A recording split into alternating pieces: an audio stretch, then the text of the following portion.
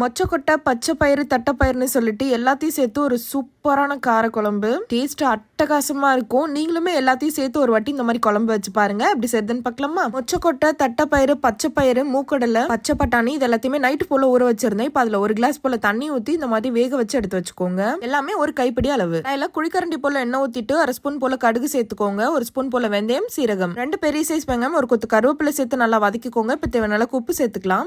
கண்ணாடி பதம் போல வரட்டும். இப்போ ஒரு 4 போல பூண்டு பல் சேர்த்துட்டு 2 மீடியம் சைஸ் தக்காளி கட் பண்ணி வச்சிருக்கேன். அதை சேர்த்து வதக்கிக்கலாம். 1 ஸ்பூன் வெறும் மிளகாய் தூள், தனியா தூள், 1/4 ஸ்பூன் அளவுக்கு மஞ்சள் தூள், 2 டேபிள் ஸ்பூன் அளவுக்கு குழம்பு மிளகாய் தூள், 1 ஸ்பூன் அளவுக்கு பெருங்காயம். 1/2 நிமிஷம் போல வதக்கிட்டு 1 கிளாஸ் அளவுக்கு தண்ணி சேர்த்துக்கோங்க. நல்லா கொதி வரும்போது ஒரு நெல்லிக்காய் சைஸ் அளவுக்கு புளி கரைச்சி வச்சிருக்கேன். அதை சேர்த்துக்கலாம். 1 நிமிஷம் போல நல்லா கொதிச்சதும் நம்ம வேக வச்சிருந்த பருப்பு வகைகள் எல்லாமே சேர்த்துக்கோங்க. லோ ஃபிளேம்ல வச்சுட்டு ஒரு 10 நிமிஷம் போல குழம்பு நல்லா கொதிச்சு வந்ததும் இறக்குனீங்கன்னா சூப்பரான பயிர் குழம்பு ரெடி. கூட சாப்பாடுல போட்டுட்டு இந்த மாதிரி அப்பளத்தை நொறுக்கி சாப்பிட்டீங்கன்னா அவ்வளவு டேஸ்டியா இருக்கும். ஸோ கண்டிப்பா ட்ரை பண்ணுங்க. மறக்காம நம்ம சேனலை சப்ஸ்கிரைப் பண்ணிக்கோங்க. பாய்.